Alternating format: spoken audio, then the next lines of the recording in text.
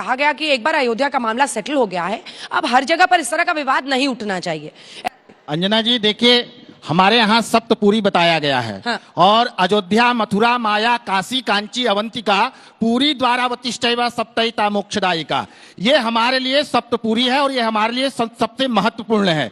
विशेष करके मोहन भागवत जी को पद्म पुराण, ब्रह्मवैवर्त पुराण और भविष्य पुराण को पढ़ना चाहिए, जिसमें संभल महात्म दिया गया है। उसमें 52 कूपों का और 32 मंदिरों का वर्णन है। और जो हमारे लिए अयोध्या, मथुरा और काशी का महत्व रखता है, उसी प्रकार संभल का महत्व रखता है। आप बताइए, हम लोग संतों ने हाथ जोड़ करके विनती किया था कि अयोध्या, मथुरा और काशी दे दीजिए, लेकिन एक भी हमारी नहीं सुनी। अदालत से हमारी जीत हुई। आप बताइए कि हमारे जहां जो संभल मेन तीर्थ है हम सबका, जहां भगवान कल्कि का अवतारण होने है, आप जिस तरह उनके लिए मक्का सर्वोपरि है, उस तरह हमारे लिए संभल है। हम क्यों ना ढूंढे? आप बताइए, हमारे यहाँ प्रत्येक साल जो है 20 लाख धर्मांतरण हो रहा है, उसके ऊपर तो संघ कोई काम नहीं कर रहा है। आज सरस्वती शिशु मंदिर का अवस्था जीर्ण शीर्ण है। ज्ञाने नहीं ना पशु भी समाना, एक भी गुरुकुल की परंपरा नहीं चलाई जा रही है। आप धर्म में हस्तक्षेप कर रहे हैं, लेकिन हिंदुओं का संगठित करने का ये आरएसएस संगठन है। लेकिन आज उसको छोड़ करके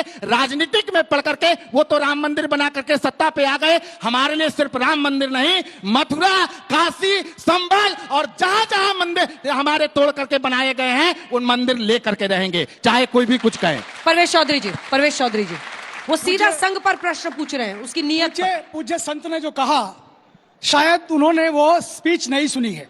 वो स्पीच मैंने सुनी है, मेरे पास है। उसमें मतांतरण का विषय पूज्य सरसंघ चालक जी ने उठाया है। दूसरी चीज, राष्ट्रीय स्वयंसेवक संघ के सरसंघ चालक जब भी कोई विषय उठाते हैं तो विराट हिंदू समाज को लेकर के विषय उठाते हैं। और यदि विराट हिंदू समाज की बात करते हैं तो वो हिंदू की अर्थ के अंदर है, जो इस देश में रहता है, जो इस देश को पुण्य भूमि मानता है, पितृभूमि मानता है, ये मानता है कि उसके पूर्वज इस देश के हैं, वो सब इस देश में रहने वाले हिंदू हैं। पूज्य सरसंघ चालक जी ने कोई गलत बात नहीं करी। आप पूरे स्पीच को सुनिए। वो विषय था विश्वगुरु भारत कैसे, तो उन्होंने कहा कि भारत विश्वगुरु उस तरह से नहीं बनेगा। महाशक्ति बनते हैं देश, दुनिया के लोग महाशक्ति बनते हैं, फिर अत्याचार करते हैं। भारत ऐसा नहीं होगा। भारत महाशक्ति बनेगा केवल भौतिक संसाधनों के एकत्रीकरण से नहीं, एक सेकंड, क्या इधर देखिए परवेश जी, क्या आप ये कह रहे हैं कि जो इंटरप्रिटेशन निकाला जा रहा है वो गलत है? बिल्कुल। वो चाहते हैं कि सर्वे होता रहे, नई नई जगहों पर शिवलिंग खोजी जाए। क्या बात कर रहे हैं आप? पूज्य सरसंघ चालक जी कहा है, नहीं, एक बार टेक्स्ट फिर से चला दीजिए उन्होंने जो कहा है। अंजना जी, क्या बात कर रहे पूज्य हैं? सरसंघ चालक जी ने जो विषय लिया है वो सही कहा है। हम ये मानते हैं काशी, मथुरा और अयोध्या ये हमारे संत समाज ने तय करे थे। संसद हुई, अपने संतों की संसद हुई। कहानी मत बुनिए ना, मैं आपसे क्या पूछ रही हूँ? मैं पूछ रही हूँ उन्होंने क्या कहा है। जो हम लोग जिस हिस्से पर बहस कर रहे हैं, हर दिन मंदिर मस्जिद विवाद ठीक नहीं है। वर्बैटिम यहाँ देखिए, राम मंदिर के बाद नेता बनने की कोशिश हो रही है। कहा नहीं कहा उन्होंने? देखिए जिस तरह का विषय। मेरा प्रश्न सुनिए, आप वीएचपी को रिप्रेजेंट कर रहे हैं, मेरे प्रश्न का जवाब दीजिए। मेरा प्रश्न ये है कि अगर हिंदू पक्ष ये कहता है कि शिवलिंग के ऊपर ज्ञानवापी में वजू हो रहा था, क्या आप मानते हैं उसको यथास्थिति होने दिया जाए? क्यों?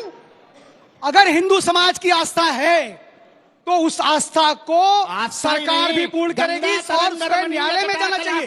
गौरी पूज्य सरसंघ चालक जी ने यही कहा है।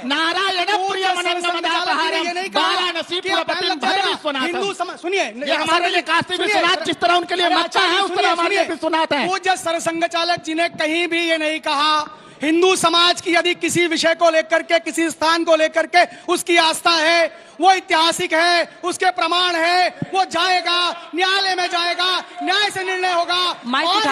संविधान में विश्वास उठा के बोलिए, विश्वास करते हैं अंजना जी, योगी जी की प्रसिद्धि कुछ लोगों को पच नहीं रहा है। हाँ, ठीक है, अब आप मोर्चा, अब आप रुक जाइए, आप उठाइए। और देखिए, प्रश्न ये है कि कोई भी नहीं चाहता कि हिंदू मुस्लिम विवाद हो देश में। हम देश में झोंके लोगों को कि यहाँ पर, लेकिन अगर कोर्ट के रास्ते से हिंदू पक्ष अलग अलग जगहों पर, और ये तो संभल का जो मामला, ये तो अतिक्रमण का मामला है, ये तो विवादित जगह है। नहीं, क्या कहा? क्या? बिल्कुल मैं यही कह रहा हूं। आप मोड़ रहे हैं, आप मेरी बात में हाँ मत कीजिए, आप गलत बोल रहे हैं। वही बात कही है, आप गलत इंटरप्रिटेशन दे रहे हैं। आपको संवैधानिक तरीके से पूरा अधिकार है। और पूज्य सरसंघ चालक जी ने पूरा वक्तव्य मेरे पास, उमेशानंद जी का, आपका नाम उमेशानंद जी है, उमेशानंद जी को बोलने दीजिए। उमेशानंद जी, मेरा प्रश्न आपसे, कोई नहीं चाहता कि इस तरह के विवाद हो, लेकिन कोर्ट के रास्ते से अगर हिंदू पक्ष जाता है, ये मानता है कि वहां पर शिवलिंग है, तो क्यों ना उसे ढूंढा जाए? क्या ये उनको अधिकार है? नहीं है? देखिए, भारतवर्ष में रहने वाला प्रत्येक हिंदू सनातनी, उसको ये अधिकार है कि वो अपने धार्मिक स्थलों को जो निकल रहे हैं उनको कोर्ट में जाकर और कोर्ट के आदेश के बावजूद वहां पे सर्वेक्षण होता है, उसको पाने का अधिकार है। तो फिर मोहन जी को आप कॉन्ट्रडिक्ट कर रहे हैं और आप देखिए, कह रहे हैं हम सपोर्ट में हैं। देखिए, अब ये बात तय नहीं होती कि भारतवर्ष का 100 का है, जितना भी भारत में सनातनी रहता है वो पूजनीय सरसंघ चालक जी की बात का अनुसरण करता हो, ये बात तो यहाँ पर लागू नहीं होती। हम बोल रहे हैं कि राष्ट्रीय स्वयंसेवक संघ के सरसंघ चालक का जो एक वक्तव्य आया है, उस वक्तव्य में उन्होंने क्या कहा, उस पर हमें चिंतन मनन करना चाहिए। भारत पर उनका वक्तव्य लागू होगा ऐसा तो स्थिति नहीं होता।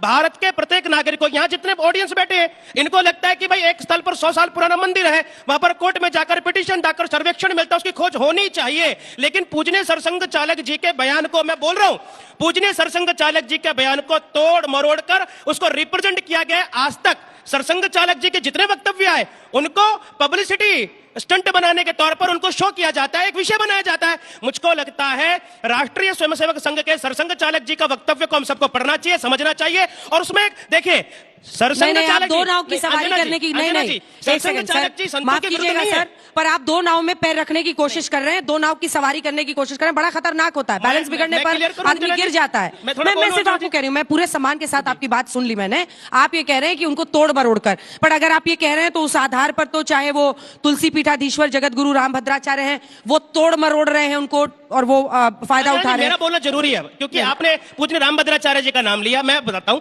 पूजनीय रामभद्राचार्य जी हमारे श्रेष्ठ संत हैं, उनका सम्मान है। और पूजनीय सरसंघ चालक जी भी हिंदू समाज के अभिन्न अंग हैं। कोई संत अगर कोई परामर्श देता है, स्वाभाविक सी तौर पर वह भी मानेंगे, चिंतन विचार मनन होगा। तो इसीलिए मैं कह रही थी आप होगा। दो नाव पे पैर रखे नहीं, हैं। दो नाव में मैं बहुत संत भी हूं। खतरनाक होता है ये, इधर भी और इधर नहीं, भी। अब नहीं, आप नहीं, बीच में नहीं। थोड़ा बैलेंस बिगड़ा तो गिरिएगा। आपको क्लैरिटी होनी चाहिए, या तो आप सर्विस चाहते हैं या आप चाहते हैं कि ये बंद हो, बिल्कुल क्योंकि सर्वे तभी आप होना अपनी चाहिए। बात को स्पष्टता से रख पाएंगे। वरना समझ ही नहीं आ रहा आप लोग क्या सोच रहे हैं। मैं आपके पास आ रही हूँ और वो इसलिए आ रही हूँ क्योंकि मोहन भागवत जी के अनेकों बयान है मेरे पास, जिसमें उन्होंने अक्टूबर 2024 में कहा हिंदू समाज को अपनी सुरक्षा के लिए एकजुट होना होगा। सितंबर 2024 हमें एकजुट होकर और सबको एकजुट रखना जरूरी है। हिंदू राष्ट्र है हिंदुस्तान, सितंबर 2023, हिंदुस्तान एक हिंदू राष्ट्र है, सभी भारतीय हिंदू हैं। तब तो आप लोग कह रहे थे जहर उगल रहे थे, अब आपको वो अमृत पान दिख रहा है। क्या हो गया है? देखिए, मोहन भागवत जी इतने अच्छे लगने लगे अचानक। देखिए अंजना जी, मोहन भागवत अच्छे नहीं लग रहे हैं। हाँ। हमारी जो संस्कृति है, हम तो सबको लेके चलते हैं, संग अच्छधम संबद्धम, ये भारतीय संस्कृति है। यहाँ पे जितने युवा बैठे हैं, सबके पूर्वज अपने अपने धर्मों को, अपने अपने संस्कारों को पालन करते हैं। बात है कि मंदिर खोद रहे हैं, जमीन खोद रहे हैं, तो मैं जरा भाजपा की आज खुदाई कर देता हूँ, आप लोगों को अच्छा लगेगा। भाजपा की उम्र है 40 साल, उससे पहले जनता पार्टी थी, उससे पहले अगर इनकी खुदाई करेंगे तो जनसंघ थे, उससे भी पहले अगर इनकी खुदाई करेंगे तो श्यामा प्रसाद मुखर्जी जी कांग्रेसी थे। अब बात आती है कि भाजपा समय समय पे अपना चेहरा बदलती रही है, समय समय पर इनका आरएसएस के साथ टकराव होता रहा। पहला टकराव हुआ तो जनसंघ बनी जनता पार्टी, जब जनता पार्टी और आरएसएस में टकराव हुआ तो भाजपा का एक नया नाम आके भारतीय जनता पार्टी बन गई। तो बात तो होती है कि समय समय पे आरएसएस और भाजपा पे मतभेद हो रहा है। आज जो हो रहा है भाजपा में, ये आरएसएस में, ये देश का मुद्दा नहीं है, ये भाजपा का अंदरूनी कला है। कहीं पे निगाहें, कहीं पे निशाना। जब मोहन भागवत जी बयान देते हैं कि इंसान को इंसान बने रहना चाहिए, अहंकारी नहीं होना चाहिए, इस धरती पे जो जन्म लेता है वो इंसान होता है, तो नरेंद्र मोदी जी को करारा चाटा लगा था जब मोहन भागवत जी ने कहा था मणिपुर जल रहा है, जाकर देख के आओ। आप देश के प्रधानमंत्री हो, देश की बेटियों की आपको इज्जत करनी चाहिए। शांत मर्यादित भाषा का प्रयोग जरूरी है। उस बात मोदी जी के से बीच में हो गया, सबको नहीं, बारी बारी से बोले, आपकी अब दूसरी बारी नहीं, उनको जब बोलने दीजिए। मोहन भागवत जी कीजिए, कहते हाँ। हैं 10 बच्चे पैदा करो, तो फिर जिनके बच्चे नहीं है तो उनको करारा चाटा लगता ठीक, है हिंदुत्व विषय के रखवालों को। जब मोहन भागवत जी कहते हैं आरक्षण पे हम लोग दोबारा सोच विचार करेंगे, तब नरेंद्र मोदी जी को करारा चाटा लगता। तो जो एक करारा चाटा मारा है मोहन भागवत जी ने, इसलिए भाजपा बौखलाई हुई है। आज इसी आपसे वजह मैं से सिर्फ भाजपा इतना ही यहाँ पे कहूंगी नहीं आई झाजी है। कि देखिए प्रधानमंत्री है देश के, वो किसी पार्टी के नहीं है, आपके भी हैं, मेरे भी हैं। पीएम के लिए मर्यादित भाषा बोलिए, नहीं, आपके लिए भी अच्छा होगा। बिल्कुल। प्रधानमंत्री है वो इस देश के, करारा चाटा का हमारे देश मतलब के होता है, देखिए, प्रधानमंत्री हैं। नहीं, आप मत बोलिए इस तरह का। अंजना जी, करारा चाटा का मतलब होता है, पॉलिटिकल रूप से हमला करना, तर्कों और दलील के साथ, अगर मैं उसमें वही ताकत कह रहा होगी हूं। तो आपको चाटा, थप्पड़, गुस्सा, लात, ये सब बोलने की जरूरत ही नहीं सुनिए पड़ेगी। सुनिए